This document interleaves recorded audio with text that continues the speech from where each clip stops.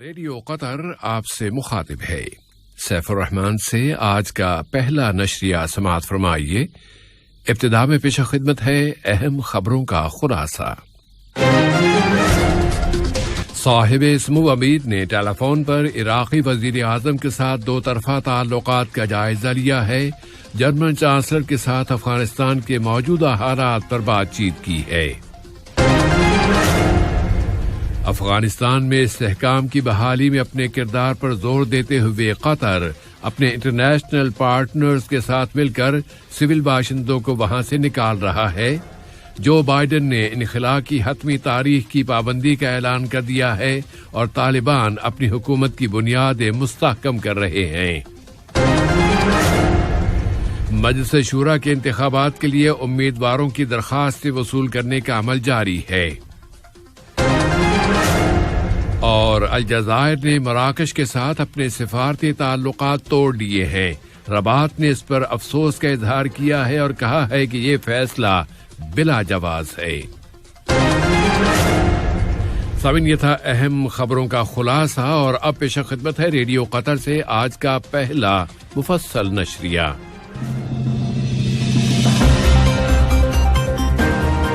بسم اللہ الرحمن الرحیم۔ صاحب سمو امیر شیخ تمیم بن حمد آل ثانی نے برادر ملک جمہوریہ عراق کے وزیر اعظم جناب مصطفیٰ الکاظم کی جانب سے ایک ٹیلی فون کال وصول کی۔ اس رابطے میں دونوں برادر ملکوں کے درمیان گہرے تعلقات کا جائزہ لیا گیا اور مشترکہ دلچسپی کے متعدد موضوعات پر بات چیت کی گئی۔ صاحب سمو امیر شیخ تمیم بن حمد آل ثانی نے ریاست لیخٹنسٹائن کے پرنس ہانز ایڈم سیکنڈ کے نام ان کی اہلیہ پرنسس ماری کی وفات پر تعزیت کا برقی پیغام ارسال کیا ہے۔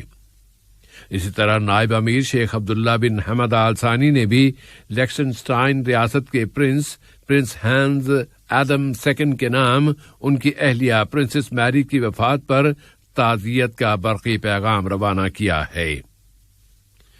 صاحب سمو امیر شیخ تمیم بن حمد آل ثانی نے دوست ملک وفاقی جمہوریہ جرمنی کی چانسلر ڈاکٹر انجیلا میرکل کی جانب سے ایک ٹیلی فون کال وصول کی، جس میں تازہ ترین علاقائی و بین الاقوامی حالات اور خاص طور پر افغانستان کے موجودہ حالات کا جائزہ لیا گیا۔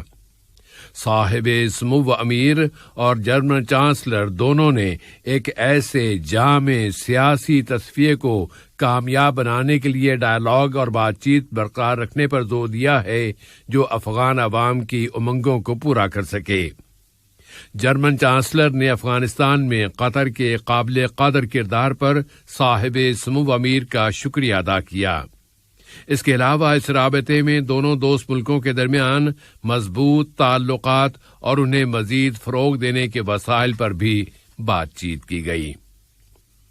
اب آئیے افغانستان میں امن و استحکام کی بحالی کے لیے قطر کی کوششوں پر ایک نظر ڈالتے ہیں۔ نائب وزیر اعظم و وزیر خارجہ شیخ محمد بن عبد الرحمن آل ثانی کے ساتھ اقوام متحدہ کے تابع عالمی غذائی پروگرام کے ایگزیکٹو ڈائریکٹر جناب ڈیوڈ بیسلی نے قطر اور عالمی غذائی پروگرام کے درمیان قائم تعلقات و تعاون اور پارٹنرشپ پر افغانستان کی تازہ ترین زمینی صورتحال اور فوڈ سیکورٹی پر اس کے اثرات کا جائزہ لیا ہے۔ نائب وزیر اعظم و وزیر خارجہ نے اس ملاقات میں سول باشندوں کے تحفظ کی اہمیت، قومی مصالحت کے لیے کی جانے والی کوششوں میں اضافے کی سخت ضرورت اور ایک ایسے جامع سیاسی تصفیے کی کوشش پر زور دیا ہے جس میں افغانستان میں اقتدار کی پرامن منتقلی کے حل اور طریقہ کار کو بھی شامل کیا جائے اور وہ موجودہ حالات میں وہاں کی سنگین انسانی صورتحال کو بھی بہتر بنا سکے۔ اس اثناء میں نائب وزیر اعظم و وزیر خارجہ شیخ محمد بن عبد الرحمن آل ثانی نے وفاقی جمہوریہ جرمنی کے وزیر خارجہ جناب ہائیکو ماس کے ساتھ ٹیلی فونک رابطے میں سول باشندوں کے تحفظ، قومی مصالحت کی کوششوں میں اضافے کی ضرورت اور جامع سیاسی تصفیے کی کوشش پر زور دیا ہے۔ جبکہ اس تصفیے میں افغانستان میں اقتدار کی پرامن منتقلی اور ایک کے بعد دوسرے کے برسر اقتدار آنے کا طریقہ کار بھی شامل کیا جانا چاہیے۔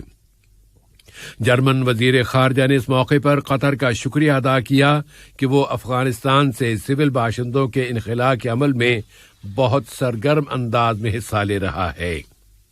طالبان تحریک کے سیاسی دفتر کے سربراہ ملا عبدالغنی برادر نے افغانستان کے مسائل کو حل کرنے کے لیے قطر کی کوششوں اور اس کے پرامن تعاون پر قطر کا شکریہ ادا کرتے ہوئے اس امید کا اظہار کیا ہے کہ قطر افغان عوام کے لیے اپنی انسانی امداد جاری رکھے گا۔ امریکی جوائنٹ سٹاف میں ریجنل آپریشنز کے ڈپٹی ڈائریکٹر جناب ولیم ٹائلر نے بھی افغانستان سے انخلاء کے عمل میں بین الاقوامی پارٹنرز کے ساتھ مل کر سول باشندوں کی سیکیورٹی، سلامتی اور ان کی حفاظت پر مشتمل قطر کے انسانی کردار کا ذکر کیا ہے۔ شیخ محمد بن عبد الرحمن آل ثانی نے قطر کے فعال اور ایکٹیو سفارتکاری پر زور دیا، جس کے تحت وہ انسانی انخلاء کے عمل میں ایک اہم کردار ادا کر رہا ہے۔ افغانستان میں امن اور استحکام کو راسخ کرنے کے اپنے کردار کو جاری رکھتے ہوئے قطر نے اعلان کر دیا ہے کہ وہ افغان سول باشندوں، دوست ملکوں کے شہریوں اور صحافیوں کے افغان سرزمین سے انخلاء کے لیے انہیں پرامن طور پر ہوائی اڈے پر پہنچانے اور پھر وہاں سے قطر کے زیر انتظام چلائی جانے والی خصوصی پروازوں کے ذریعے دوحہ پہنچانے کا کام کر رہا ہے۔ اقوام متحدہ کے جنیوا آفس میں قطر کے مستقل مندوب سفیر علی خلفان المنصوری حقوق انسانی کی کونسل کے 31ویں سیشن میں افغانستان کی صورتحال پر اظہار خیال کر رہے تھے۔ قطر اور بین الاقوامی کوششوں کے ساتھ کابل کے ہوائی اڈے سے انخلاء کے آپریشن جاری ہیں، اور امریکہ کے صدر جو بائیڈن نے فیصلہ کر لیا ہے کہ رواں مہینے اگست کی 31 تاریخ تک انخلاء مکمل کر لینے کی پابندی کی جائے گی کہ افغانستان میں زیادہ دیر رہنے سے سیکیورٹی کے خطرات لاحق ہو سکتے ہیں۔ ادھر یورپی یونین نے امریکہ سے اپیل کی ہے کہ وہ کابل کے ہوائی اڈے کی سیکیورٹی کی ضمانت دے، انخلاء کے اہل تمام افغانیوں کے ہوائی اڈے تک پہنچنے اور منصفانہ طور پر ان کی پہنچنے کی ضمانت دے۔ 7 بڑے ملکوں کی مجازی سربراہ کانفرنس کے اختتام پر جاری کردہ بیان کے مطابق گروپ 7 کے قائدین طالبان تحریک کے ساتھ برتاؤ کے روڈ میپ پر متفق ہو گئے ہیں، اور اس روڈ میپ کی پہلی شرط یہ ہے کہ یہ تحریک ملک سے نکل جانے کے خواہش مند افغانیوں کو 31 اگست کے بعد بھی پرامن گزرگاہ فراہم کرے۔ ادھر امریکی وزارت دفاع کے ترجمان جان کیربی نے کہا ہے کہ ان کا ملک ان تمام امریکیوں کو نکال لینے کی صلاحیت رکھتا ہے جو مقررہ تاریخ سے پہلے افغانستان سے روانہ ہونا چاہتے ہیں۔ ترجمان نے مزید کہا ہے کہ افغانستان سے نکال لیے جانے والوں کی میزبانی کے لیے واشنگٹن کو اضافی اڈوں کی ضرورت پڑ سکتی ہے۔ دوسری جانب طالبان تحریک نے ملا عبدالقیوم ذاکر کو قائم مقام وزیر دفاع مقرر کر دیا ہے۔ اسی طرح داخلہ، تعلیم اور اعلیٰ تعلیم کے وزیروں کی تعیناتی بھی عمل میں لائی جا چکی ہے۔ پھر ریاست کابل کے گورنر، افغان دارالحکومت کی پولیس کے کمانڈر اور انٹیلیجنس کے سربراہ کے عہدیدار بھی مقرر کر دیے گئے ہیں۔ طالبان نے گوانٹانامو جیل کے ایک سابق قیدی مولوی محمد نبی عمری کو ریاست خوست کا گورنر بنا دیا ہے۔ طالبان تحریک نے صحت، تعلیم اور ٹریفک کے تمام ملازمین سے کہا ہے کہ وہ ڈیوٹی پر واپس آ جائیں۔ قطر پیٹرولیم نے اعلان کیا ہے کہ شمال گیس فیلڈ میں توسیع کا مرکزی کانٹریکٹ ٹیکنیکاس ریونیڈاس کمپنی کو دے دیا گیا ہے۔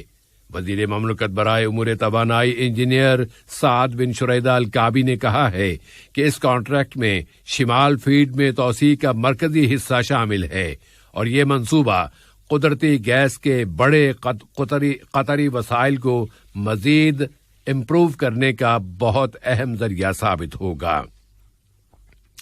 قطر میں مجلس شورا کے پہلے انتخابات کے لیے امیدواروں کی درخواستیں وصول کی جا رہی ہیں اور ان سے متعلقہ کمیٹی اس سال اکتوبر کی 2 تاریخ کو ہونے والے پہلے شورائی انتخابات کے لیے امیدواروں سے ان کے کاغذات نامزدگی وصول کر رہی ہے۔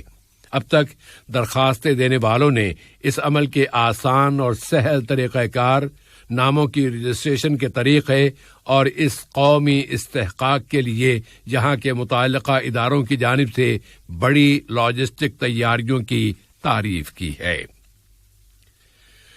اب ملک میں صحت کی صورتحال کی طرف آتے ہیں، جہاں پر کورونا وائرس سے شفا پانے والوں کی تعداد بڑھ کر اب 2,27,867 ہو گئی ہے کہ مزید 211 متاثرین اب صحت یاب ہو گئے ہیں۔